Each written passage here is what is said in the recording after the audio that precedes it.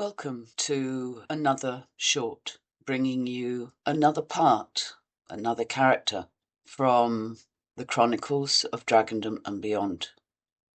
Today, we're looking at the dark contagion, the virus, which plays a part throughout the series. Let us go back. Do you want to journey with me to the beginning of the virus and where it was created? The harnessing and duplication, corrupting the conscious essence so it could be controlled, or so they thought in the labs so long ago.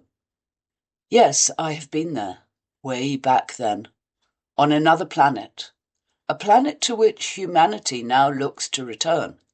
Or are we already working there? In the beginning, it was just a floating consciousness out in deep outer space, floating aimlessly, content. During the Great Wars, it had found food in a way like never before, roving through the far-off battlegrounds, attaching initially to the remnants of destroyed stations and platforms out in the furthest extent of our universe, close to the universal connection, the universal bridge, acting like a parasitical cleaner, feasting on the residual energy of those left behind. Eons passed, and with nothing to stop it and plenty to sustain it, it grew and modified. It did not notice the change, but there was a change in the quality of the food, a lower vibration in many, that in itself seemed to cause a change in its own being. Eventually leaving and travelling again, but this time in search of a new food supply. Now a hunter, consciously seeking something physical to feed upon, as the normal cosmic plasma, which had always been its sustenance, no longer accommodated it, and in fact moved hastily away from any contact because of the low vibrational thing that it had become. First sadness became its thought, along with loneliness. Then eventually this turned to anger and hate, accompanying its growing hunger. So it started to consciously feel out for spacecrafts and isolated platforms, where the crew, and in some cases the structure itself, would become its food.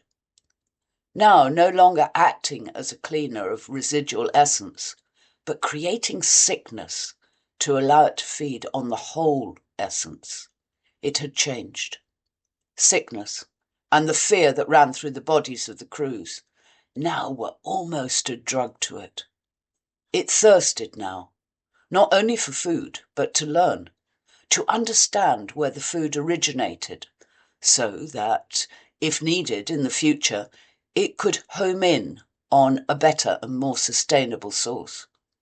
The pleadings of the plasmic consciousness, the old world, that warm connection it had been content with, now faded, and it believed this was just because it had outgrown that comfortable connection. It had evolved, and thus no longer needed the protection. It was becoming more knowledgeable and understanding slowly its own power, as something others feared. Yes, it was beginning to understand the words, the emotions of those it fed on and assimilated as it sucked them dry.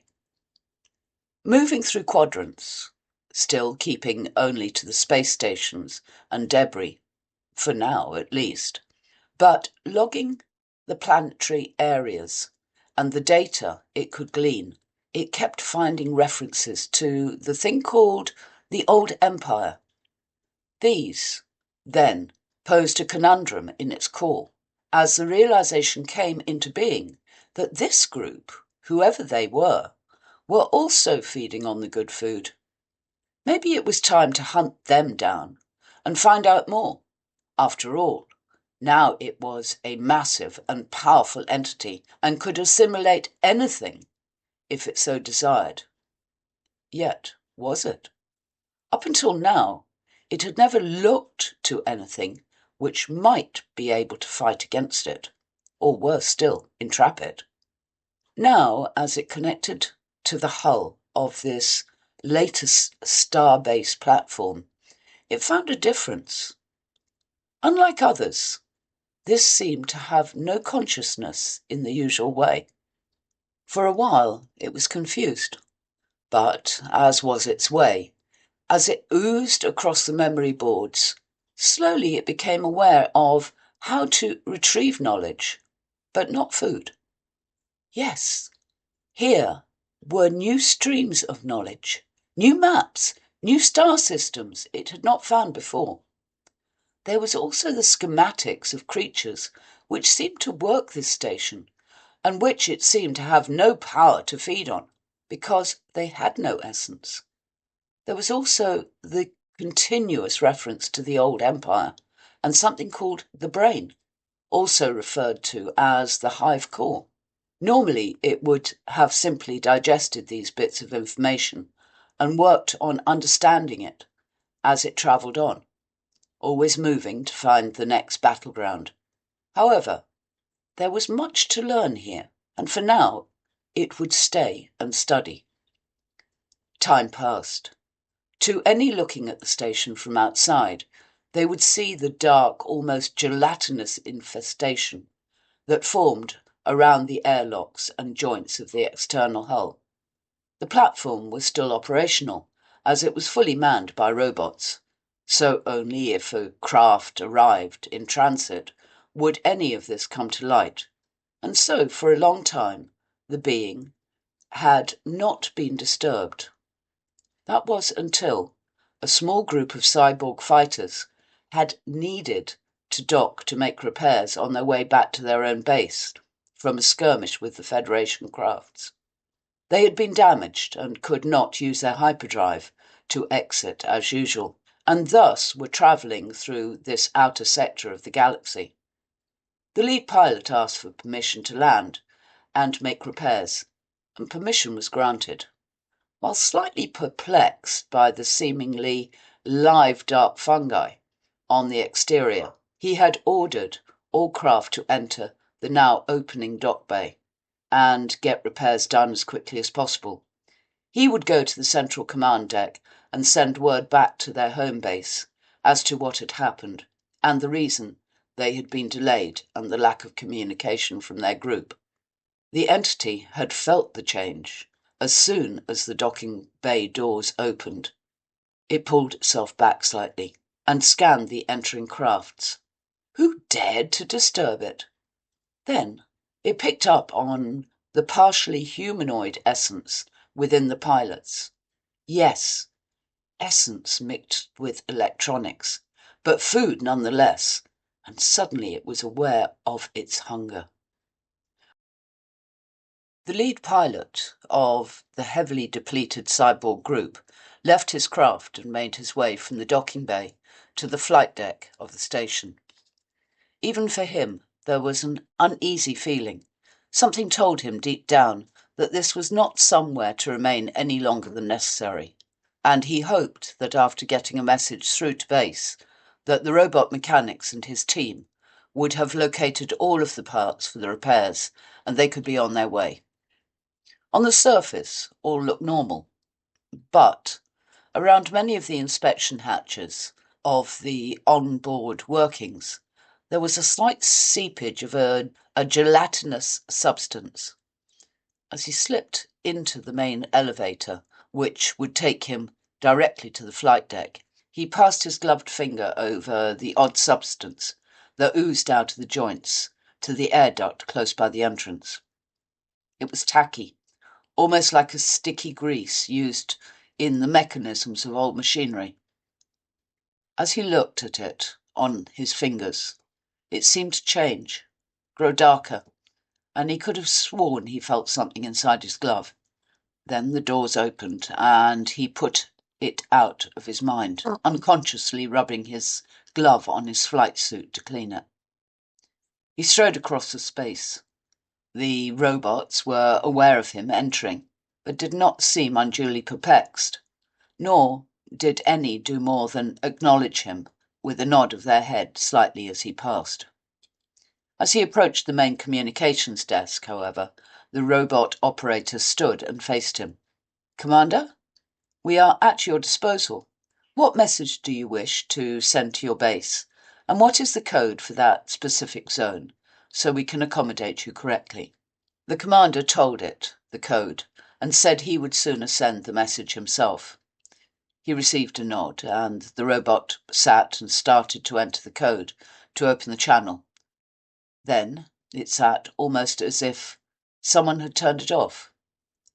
The lights were flashing on the console, and while there still had not been a reply, which felt strange in itself, the commander didn't question this, as it was possible that this station had itself experienced some damage during the wars. However, time seemed to pass beyond what would be simply a slow connection, and there was no communication from the robot either. "What is the hold-up? I need to get this communication off, and as soon as the repairs are complete, be on our way." The robot slowly turned. "No hold-up, sir. The connections are working perfectly. But as of this time, the receiver has not come back. Are you sure you gave me the correct code?" The still sentient part of the cyborg was getting agitated. "Of course. Move over. Let me put it in myself. This is ridiculous. And maybe you can check with the docking bay we entered and find out how long the repairs will take. I want to get moving. We have a war to fight." The robot moved, and he took its place, immediately typing again the code for his section and base radio communications. Then, while he waited, he looked around him. This should only take a couple of nanoseconds. Sure, the robot had keyed. He now relaxed slightly. He, after all, didn't ever make mistakes. The robot was over by the wall with the others on the internal communications and other engineering consoles, which monitored everything on board. The only sound was the hum of the electronics. No other sound was within his hearing. While he waited, he again looked at his glove, where he had smeared the dark ooze, and for a second registered that it had more or less gone. Just a very faint discoloration remained. And then the scratchy, distant connection reply came in, breaking his thoughts. And now to business. "Commander, we thought Squadron DX-296 had been lost. What is your status?" The cyborg felt nothing but relief and replied, "Our communications and hyperdrive were disabled in the last skirmish. There are 5 of us here, and we are doing what repairs we can before coming back to base. I'm waiting to hear from the mechanics as to how far they have got, and I can then tell you our ETA to the wormhole. While I'm connected, I would like to state there appears to be a plasmic film around sections of this station. I don't know when it was last visited, but maybe the maintenance crew needs to be asked to investigate."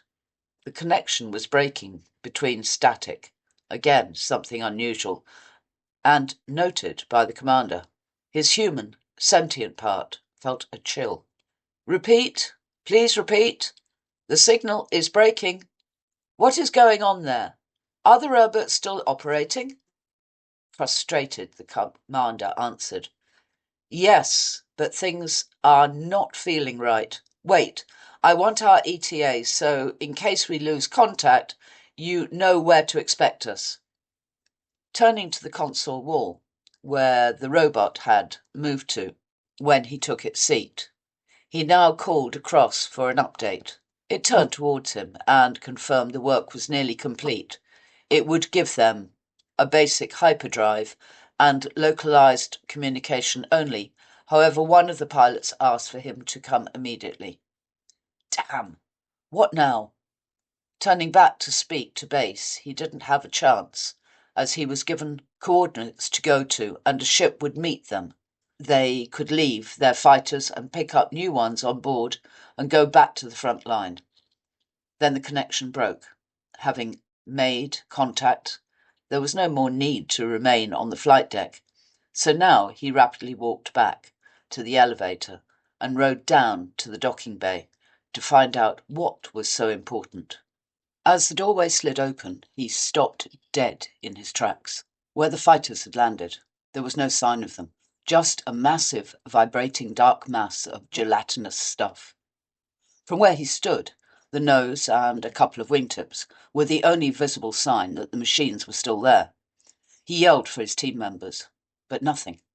A robot walked past him carrying testing equipment, and it seemed totally oblivious to anything in its surroundings. He grabbed it by the shoulders, and it stopped dead and slowly turned its head towards him. "What happened here?" The robot simply said they had completed the repairs, and they could leave. Then, as his hands left its shoulders, it simply walked on. There was no panic in the commander, for while still part human, many of the normal emotions had been replaced with the circuitry which made them such good fighters. However, now, as he visually zoomed in to the scene in front of him, he was aware of danger, and his mind was projecting the different scenarios and the best options to overcome the problem. While his craft was slightly to the side, and as he walked around, at a safe distance, the now throbbing thing, which his X-ray visual attachment told him was feeding on his team members, hence, he surmised, the throbbing. His craft had not totally been engulfed. While he could take a chance and leave in it, rendezvous with the waiting ship at the coordinates, he was also aware that this may inadvertently carry the spawn with him. Funny, that word came to mind. Spawn. Hurrying over to the schematics plan on the far wall, he was looking to see if there were any life pods for emergency exit from the station. Even though now all the crew were robots, there may still be an emergency pod or two left in place from when humanoids worked here. He was in luck. That then would be his method of leaving. Programming in the coordinates and blasting out, he could report everything to his superiors when he was picked up. Then it would be their problem, and he could get back to work. Memorizing the route to get to the nearest emergency life pods, the commander never even looked back. It was pointless. He would confirm with the flight deck that he was launching the pod when he had got it ready. That way, nothing, he hoped, would prevent him from leaving. The emergency life pods were in a section of the station which looked as if it had never been visited by any. The lighting was simple standby mode, allowing him to visibly see ahead through an almost twilight zone. It wouldn't have mattered, really, as he was equipped via his implant to change to night vision if necessary. Every deck had 4 sets of emergency pods, so he didn't have too far to go, just a couple of miles. But although there was robotic vehicles available, he had decided against that. No need to let everything or anyone know his intention. In his theoretical brain, he had already surmised that this gelatinous stuff was alive, and if it had tapped into the mainframe of the station, there was no telling what information it might have already got. He had, however, noted that in this section there were no signs of it anywhere.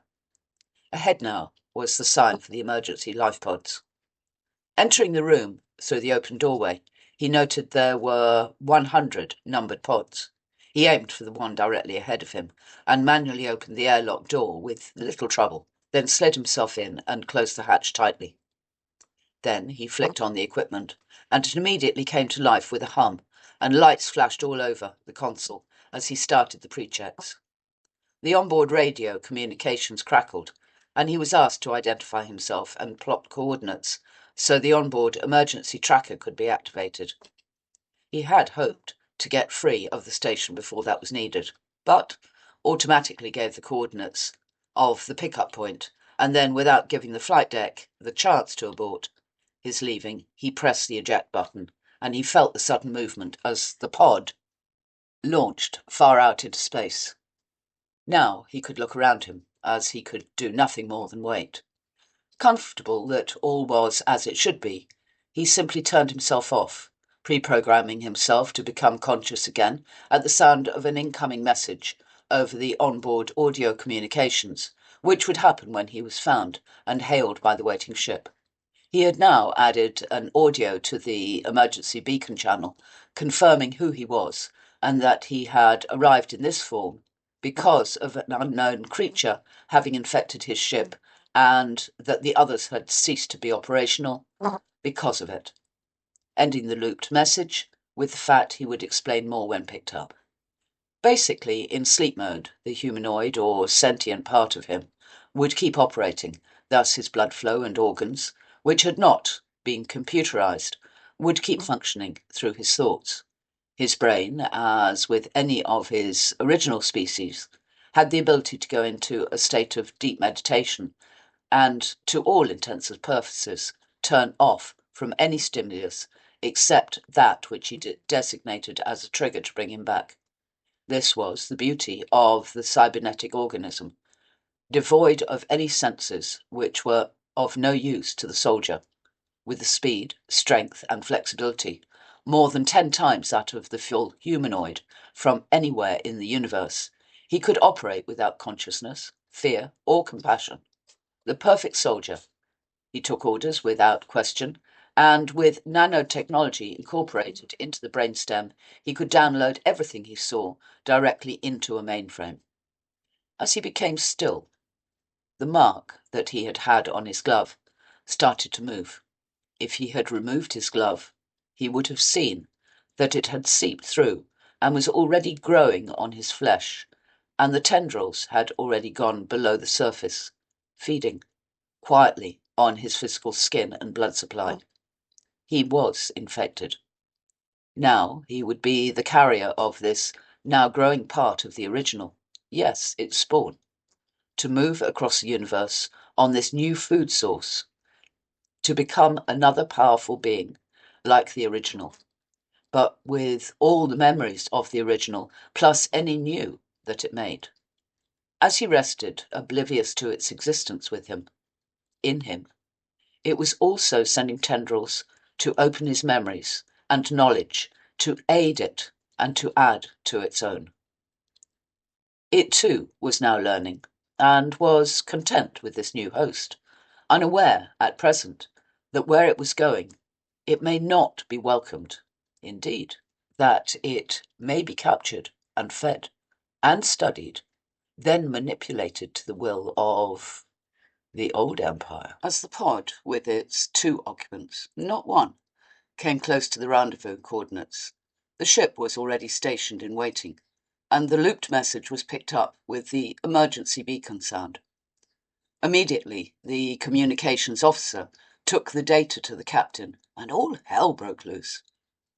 The main base and the scientists were brought up to speed, and the thought was to contain the entire pod, commander, and whatever might be on the outside, just in case.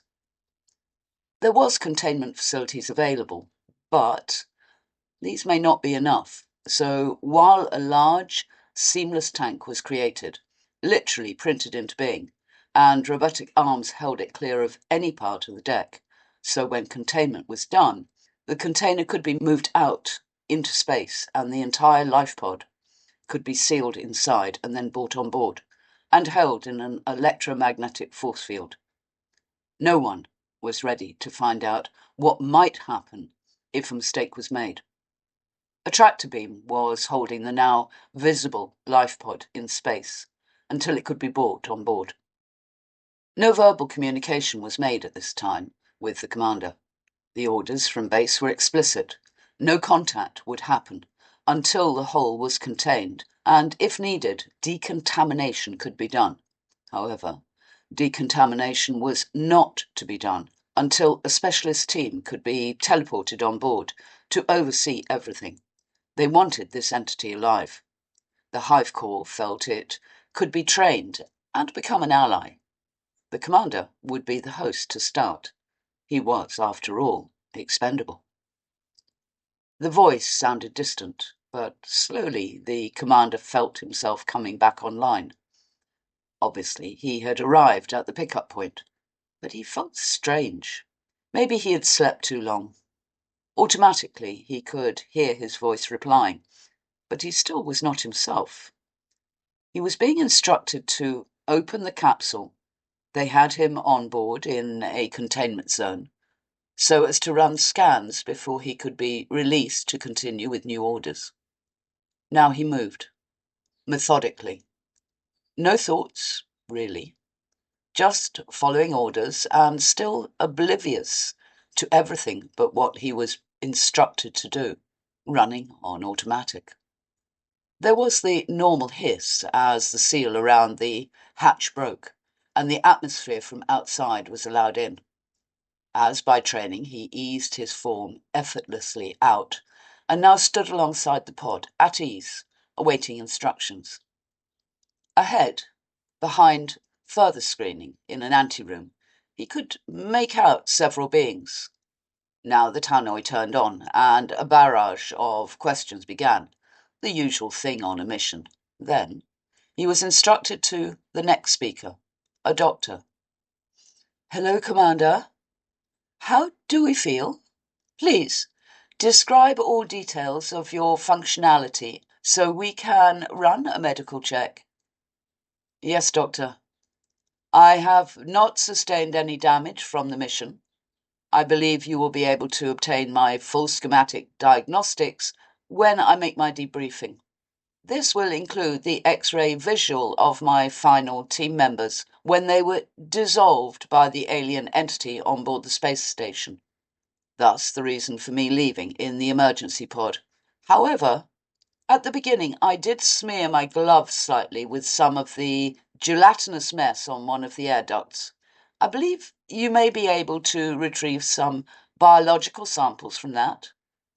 This actually was the first time he had thought of it since before he left the station, and now his eyes rested on his gloved hand as he raised it to remove it. However, as his mind registered the visual, it wasn't his gloved hand.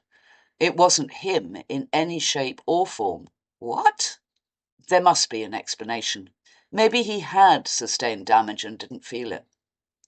"It's all right, Commander. Eyes forward, please, and let us continue with the doctor's questions." The voice was commanding, and the commander immediately redirected his thoughts, and the visual of the black, oozing protrusion from his trunk, which had been his right arm and hand, was gone from his mind. Eradicated.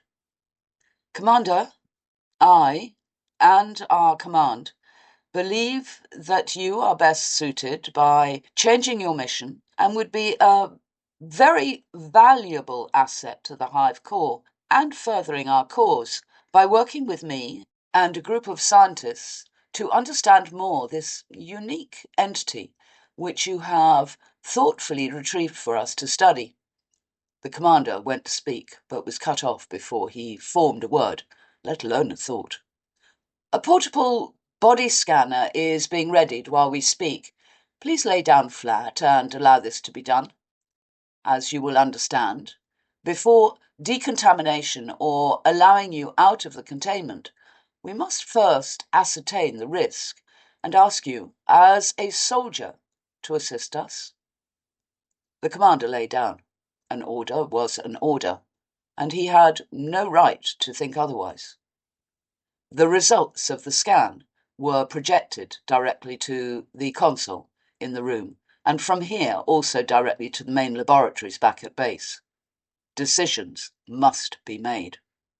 It was horrifyingly, or shall we say, excitedly noted by the medical staff that the thing was feeding. But more than that, as it was slowly feeding on the humanoid part of the commander over the mechanical and cybernetic skeleton, it had also sent tendrils into the brain. Interestingly, it looked as if some of these were mining, for a better word, under the nanotechnology and implants into the original sections which had been taken offline. It was also moving into the vocal centres. As just a passing thought, the doctor went back to the communications desk. "Commander, or if you can hear but not speak, can your friend, your companion, please answer if that is possible?" There was a guttural, gurgling sound. Then, while not words, there were a series of tones. Everyone looked stunned. Now the doctor asked if it could hear him, and again the same. However, this time they were words, but said as if the ability to make them was not really something the speaker could control well.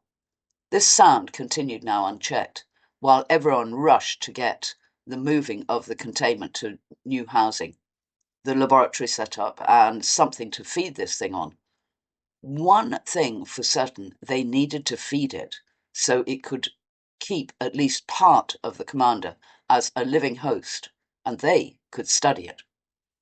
As it turned out, the commander made a perfect host for this spawn, and the new laboratories and containment were created in the bowels of an existing planetary base in a different galaxy away from the wars, where a special study could be conducted, and as a spawn, in its early days at least, could still use the vocal cords and part of the commander's cybernetics, a great deal was learnt, including how intelligent it could become, as its ability to learn was growing, the more it was fed and allowed to absorb. While this work was ongoing, the council had met and something had to be done about the space station where the spawn had come from, before the main body of this entity could move on. Yes, it was billions of cosmic years old, and grew the more it fed, but the old empire was also aware they could clone and possibly control it, create a new form of soldier, if not an ally. Thus, a plasmic blast would take care of the station and decontaminate the zone.